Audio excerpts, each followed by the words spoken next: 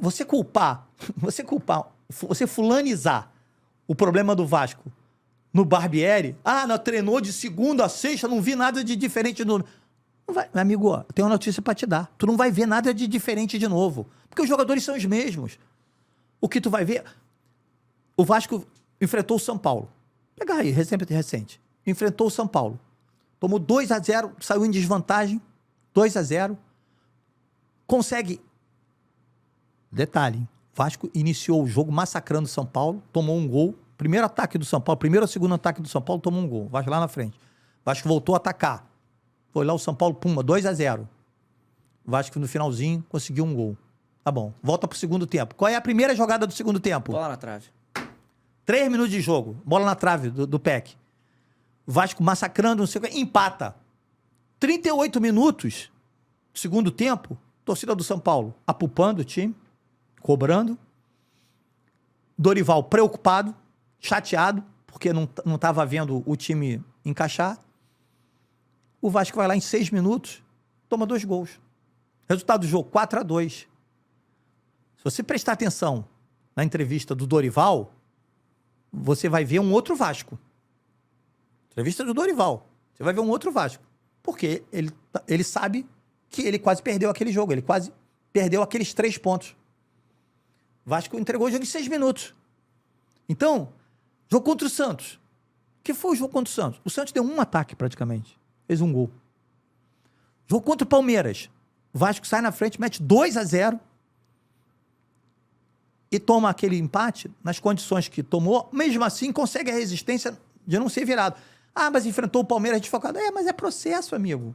Quando você tem processo... Em 97, o Vasco tinha processo. Então, quando o time tinha que jogar jogos da Libertadores, 97, 98, o Vasco jogava com expressinho. O Vasco jogava com o time reserva e ganhava. E depois perdia com o titular. Faz parte do jogo. Mas tinha processo. Entendeu? Então, as pessoas querem que ganhe porque tem que ganhar, porque tem que ganhar. O Vasco, o time do Vasco, até hoje, 1º de junho, o Vasco tá jogando do meio campo pra frente, é o time que disputou a Série B, cara. É o time que sofreu na mão do Jorginho, do Zé Ricardo. Isso não é um erro do Vasco? Então, pronto. Tá aí. Então, é o que eu falo. É um erro na montagem do time. Por quê? Na minha opinião. O Paulo Brax avaliou mal. O Paulo Brax não tinha que ter mandado... Se o Vasco tivesse... Se esse elenco do Vasco tivesse ainda o Anderson, o Nenê e o Yuri volante, Lara. Yuri Lara, olha de 3 jogadores que eu tô falando. Tá chamando de craque? Não tô chamando de craque. Tô falando, mas se o Vasco tivesse esses 3 jogadores no elenco, talvez o Vasco tivesse um pouco mais de maturidade para competir. Porque não é fácil você agora jogar nas costas dos jogadores que estão chegando agora, que não tem nem muita história de clube, não tem nem muita responsabilidade. Cara, o Piton, ele era do futebol do salão.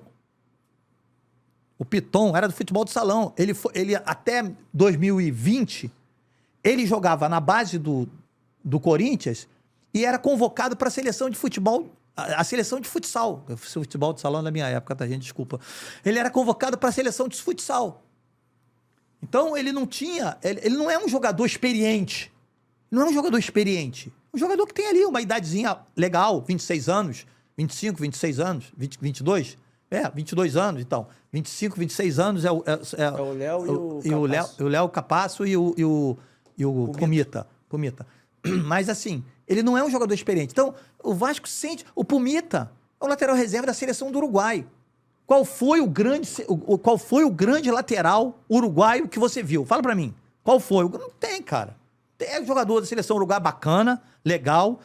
Acho ele bom, acho ele lateral ok, não é o problema do Vasco, mas não é o jogador. Então, eu acho que o Vasco tinha que ter... O Nenê, hoje, 1º de junho, o Nenê tem, pelo Juventude, ele tem, se eu não me engano, 8 jogos pelo Juventude.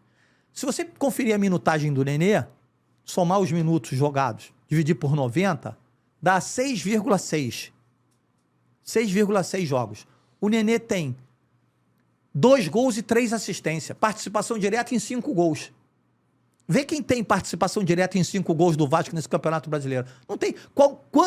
Quantos foram os gols que nasceram no ano passado de uma bola parada do Nenê, de um córner, de uma falta pelos lados, ou de um centro mesmo, de uma bola alçada na área pelo Nenê. Entendeu? Isso era o Vasco machuca pouco o adversário. Porque não tem, porque os jogadores do Vasco, os jogadores feitos na base, são jogadores que ainda não têm muita história na Série A. Por que o Andrei, no Sub-20 A1, quando faz jogos da Série A contra times pesados, não consegue manter uma regularidade? Porque é outro nível, amigo. Compete de forma diferente. Entendeu? Então, era para estar sendo lançado como o pilar do time? Não, claro que não. Andrei tem 18 anos, tá fazendo 19 agora, se eu não me engano. É um menino ainda, um menino. Não era para estar jogando na responsabilidade. Aí culparam o pobre do menino. Não, veio pro Vasco, tá com a cabeça lá no Chelsea, na seleção. Aí eu falei, tá bom. Tá bom, pode ser. Realmente, o que aconteceu quando ele saiu do time? Ele fez 5 partidas pelo Vasco. O Vasco venceu o Atlético, perdeu pro Bahia, empatou com o Palmeiras, empatou com o Curitiba, empatou com o Fluminense. E empatou com o Fluminense. E depois, o que aconteceu? Ele saiu, depois da partida contra o Curitiba, ele foi jogar na seleção. Vasco perdeu pro Santos, Vasco perdeu pro São Paulo e Vasco perdeu pro último jogo? Fortaleza. Tem 3 derrotas seguidas a partir do momento que ele saiu. Então, perdeu porque ele saiu? Não, claro que não. Mas enfraquece o processo. E acabou esse corte? Então calma aí. Antes de eu ir embora, não esquece de se inscrever no canal, ativar o sininho da notificação, deixar o seu like, o seu comentário e, claro, seguir as nossas redes sociais. A gente tá no @Fora do Jogo Cast em todas as redes sociais, mas pelo visto, estamos expulsando, então vai, me ajuda aí!